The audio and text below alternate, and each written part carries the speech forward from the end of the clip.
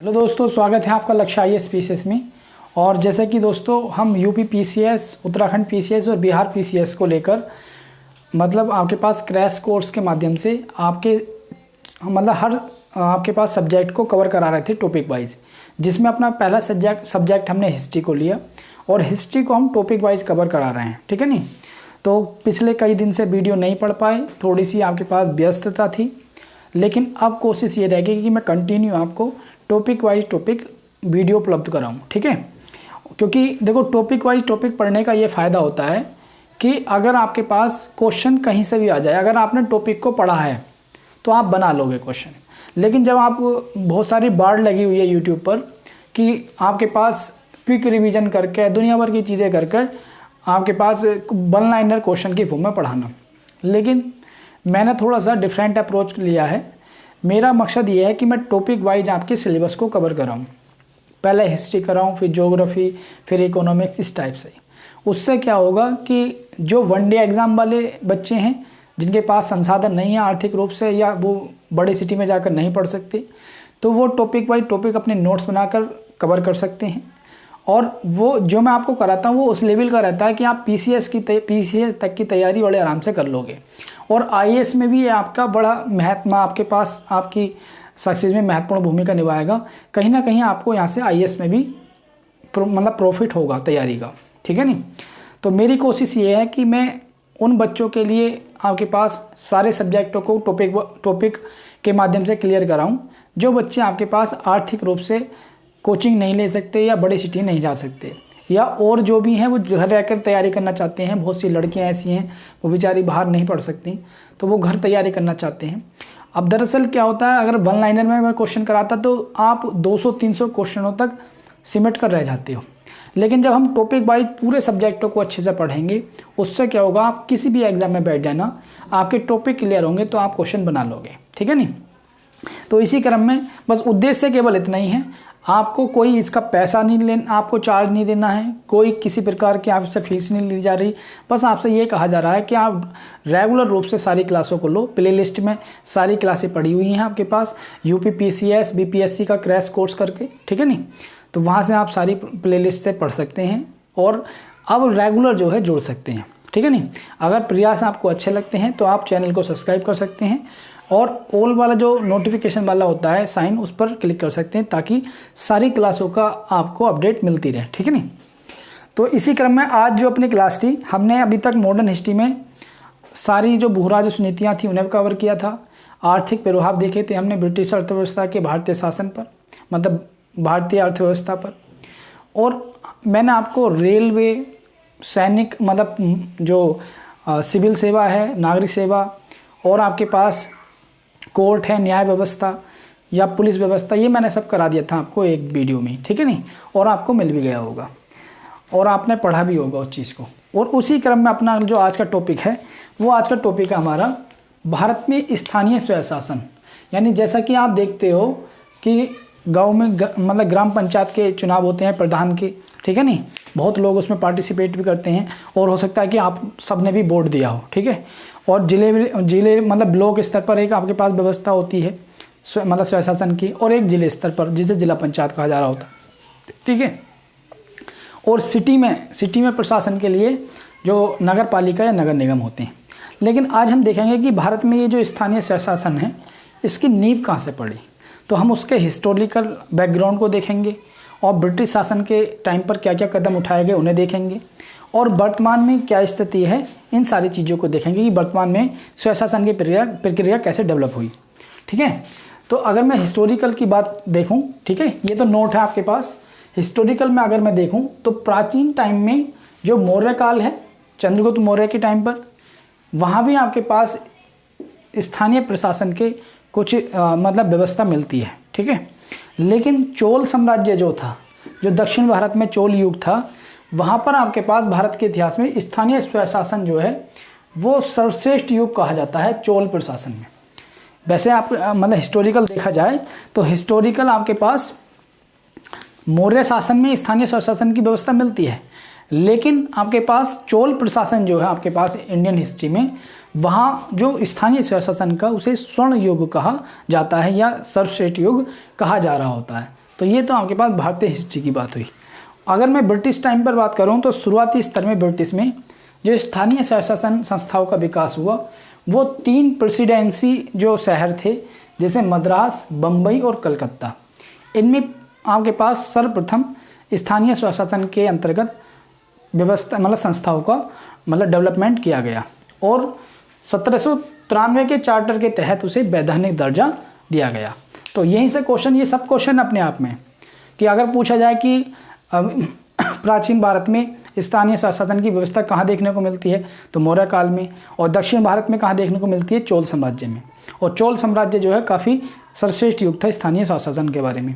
तो वहीं अगर ब्रिटिश भारत की बात करें तो स्थानीय स्वशासन की व्यवस्था संस्थाओं का विकास सबसे पहले प्रेसिडेंसी जो शहर थे मद्रास, बम्बई, कलकत्ता, इसमें ही हुआ। और 1793 ईस्वी का जो चार्टर आया वहाँ पर इसे वैधानिक का मतलब कानूनी दर्जा दिया गया। वैधानिक का मतलब होता है कानूनी, तो कानूनी दर्जा जो है मिल गया। उसके बाद 1842 में प्रेसिडेंसी नगर से बाहर भी स्थानीय स्वशासन की संस्थाओं का विकास हुआ और 1861 का जो इंडियन काउंसिल एक्ट, इसके तहत जो वैधानिक वैधानिक विकेंद्रीकरण की व्यवस्था को अपनाया गया। यानी कि 1861 का जो चार्टर है उसके तहत ये व्यवस्था की गई कि अब कानूनी रूप से जो पावर है उसका डिसेंट्रलाइजेशन किया जाएगा या विकेंद्रीकरण किया जाएगा। तो ये आपको याद रखना है। अगर क्वेश्चन बनकर आ जाता है कि भारत में सर्वप्रथम विकेंद्रीकरण की व्यवस्था कब लाई गई तो 1861 के चार्टर के तहत, ठीक है नहीं। उसके बाद सन 1870 में लॉर्ड मेयो ने वित्त के विकेंद्रीकरण की बात कही, यानी कि जो वित्त है, जो आर्थिक संसाधन है, उनका विकेंद्रीकरण होना चाहिए। तो ये 1870 में लॉर्ड मेयो के टाइम पर ये बात कही गई। ये अपने आप में क्वेश्चन है कि वित्त के विकेंद्रीकरण से कौन सा आपके पास गवर्नर जनरल संबंधित है तो लॉर्ड मेयो, ठीक है। उसके बाद अगर मैं बात करूं भारत में जो स्थानीय स्वशासन का जनक कहा जाता है वो किसे कहा जाता है, आपके पास लॉर्ड रिपन को। जो आपके पास रिपन है, रिपन प्रस्ताव 1882 में आया, लॉर्ड रिपन प्रस्ताव 1882 में आया और इसने भारत में स्थानीय स्वशासन के लिए बड़े महत्वपूर्ण कार्य किए। इसने तालुका बोर्ड और जिला बोर्ड का गठन किया स्थानीय स्वशासन को प्रमोट करने के लिए, इसीलिए इसे भारत में स्थानीय स्वशासन का जनक कहा जा रहा होता है। तो अगर क्वेश्चन बन आता है कि स्थानीय स्वशासन का जनक किसे कहते हैं तो लॉर्ड रिपन को। क्यों? क्योंकि डिस्ट्रिक्ट लेवल पर, तालुका लेवल पर उसने जो है स्थानीय बोर्ड की स्थापना की, यानी कि स्थानीय लेवल पर प्रशासन को आगे बढ़ाने के लिए, ठीक है नहीं।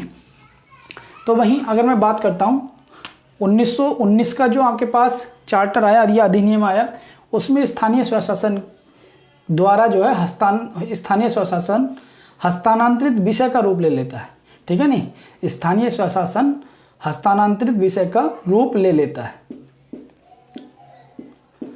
1919 का जो आपके पास 1919 का जो आपके पास अधिनियम था उसमें आपके पास द्वैध शासन को लागू किया गया। स्टेट में द्वैध शासन को लागू किया गया, यानी कि कुछ विषय गवर्नर जनरल ने अपने पास रखे और कुछ विषय जो है वो राज्य को ट्रांसफ़र कर दिए गए प्रशासन के लिए। तो अभी तक जो स्थानीय स्वशासन चला रहा था वो 1919 के चार्टर के तहत हस्तांतरित विषयों का रूप ले लेता है, ठीक है नहीं। अब जो आपके पास 1919 के चार्टर या चार्टर अधिनियम में जो भी विषय स्टेट को हस्तांतरित किए जा रहे हैं तो स्थानीय स्वशासन उसी के अंतर्गत शामिल है, ठीक है। तो वहीं 1935 का जो अधिनियम आता है उसमें प्रांतीय सरकारों और स्थानीय संस्थाओं को ज़्यादा अधिकार दिए गए। 1935 का अधिनियम भारत के संविधान में ज़्यादातर हिस्सा 1935 भारत सरकार अधिनियम 1935 के अंतर्गत बातें शामिल की गई हैं भारत के संविधान में। ज़्यादातर जो आर्टिकल्स हैं या ज़्यादातर जो बातें हैं वो इस अधिनियम के तहत है 1935 की। और इसमें स्थानीय संस्थाओं को या प्रांतीय सरकारों को काफ़ी जो है छूट दे दी गई, काफ़ी अधिकार दे दिए गए, ठीक है। अब बात करूं संविधान का जो 73वां संविधान संशोधन है वो भारत में पंचायती राज व्यवस्था से संबंधित है और 74वां संविधान संशोधन नगर के प्रशासन से संबंधित है, जहां पर नगर निगम और नगर पालिकाएं आती हैं, ठीक है। और भारत में जो पंचायती व्यवस्था है उसे जो संवैधानिक दर्जा मिला वो 73वें संविधान संशोधन द्वारा मिला। कब मिला? 1992 ईस्वी में। ये आपको याद रखना है। और 3 समिति भी आपको याद रखनी है। देखो ये जो मैंने आपको लिखवाया ना, ये अपने आप में सारे क्वेश्चन हैं। तो आप ऐसे टॉपिक को कवर करोगे क्वेश्चन की फॉर्म में, तो आपकी चीज़ें कहीं से भी क्वेश्चन आ जाए, इसी के अंदर आपके पास 25-30 क्वेश्चन हो जाएंगे। कहीं से भी क्वेश्चन आ जाए और 25-30 के ज़्यादा क्वेश्चन हो जाएंगे, 50 क्वेश्चन हो जाएंगे, कहीं से भी क्वेश्चन आ जाए। जब आपका टॉपिक क्लियर है तो आप बना लोगे, ठीक है। उसके बाद 3 समिति आपके पास डेवलप की गई, बलवंत राय मेहता समिति, अशोक मेहता समिति और LM सिंघवी समिति।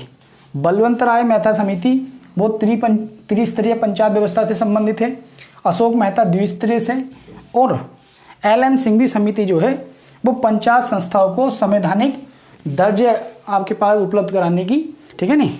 LM सिंघवी समिति पंचायती संस्थाओं को संवैधानिक दर्जा देने की जो है बात इसमें कही गई है, ठीक है नहीं। उसके बाद त्रिस्तरीय पंचायत व्यवस्था में 3 स्तर पर आपके पास मतलब स्थानीय स्वशासन की व्यवस्था की गई, जिला पंचायत स्तर पर, ब्लॉक पर और ग्राम पंचायत स्तर पर। यानी जिले में आपके पास जिला पंचायत होती है, ब्लॉक में ब्लॉक स्तर पर जो आपके पास व्यवस्था होती है, और ग्राम पंचायत में आपकी ग्राम सभा होती है, ठीक है नहीं। अगर आप पूछा जाए कि पंचायती व्यवस्था को संवैधानिक दर्जा कौन सी समिति के माध्यम से या किसने सिफारिश की, तो LM सिंघवी की, ठीक है नहीं। त्रिस्तरीय पंचायत व्यवस्था किससे संबंधित है, बलवंत राय मेहता से, और द्विस्तरीय आपके पास अशोक मेहता से, ठीक है नहीं।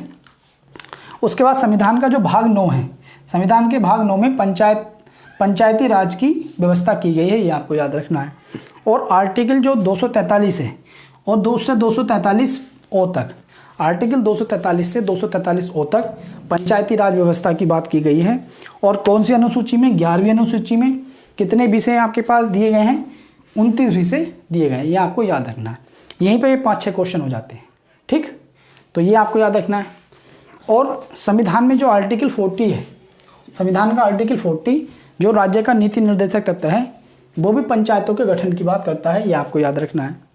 संविधान का जो आर्टिकल 9 क्या है, उसमें नगरीय प्रशासन की बात की गई है। कौन सी अनुसूची में, 12वीं अनुसूची में। और किस आर्टिकल से किस आर्टिकल तक, आर्टिकल 243 पी से आर्टिकल 243 ZG तक नगरीय प्रशासन की बात की गई। कितने विषय आपके पास दिए गए हैं, 18 विषय दिए गए हैं, ठीक है नहीं। और 74वां संविधान संशोधन जो है वो आपके पास नगरीय प्रशासन से संबंधित है। तो ये मैंने आपको संवैधानिक रूप से, ठीक है नहीं, ऐतिहासिक रूप से, और बीच में जो ब्रिटिश शासन आया उसमें, और संवैधानिक रूप से, ये सारे प्रावधान मैंने आपको भारत में स्थानीय स्वशासन से संबंधित बता दिए। बस एक प्रावधान ये है आपके पास, ये सबसे बात है, पेशा अधिनियम 1996।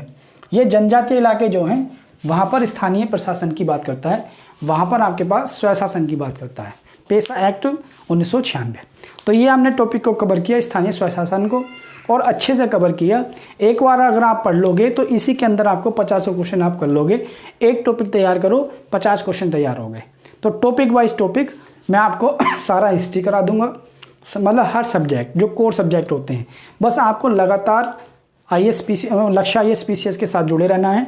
और अगर आपको मेरे प्रयास सफल लगते हैं, मतलब अच्छे लगते हैं प्रयास, आपको लगता है कि आपको कुछ बेनिफिट हो रहा है, तो चैनल को सब्सक्राइब करें, वीडियो को ज़्यादा से ज़्यादा लाइक शेयर करें, और उन लोगों की मदद करें जो बेचारे गरीब हैं, नहीं पढ़ सकते, वीडियो उन तक पहुंचाएं, और वो आपके पास आर्थिक संसाधन उनके इतने मजबूत नहीं हैं ताकि वो अपनी पढ़ाई को कर सकें। तो आप लक्ष्य IAS PCS के माध्यम से न केवल छोटे एग्जाम की तैयारी कर सकते हो, बल्कि IAS तक की भी आप तैयारी कर सकते हो। ठीक है, मिलते हैं फिर नए टॉपिक के साथ अगले वीडियो में।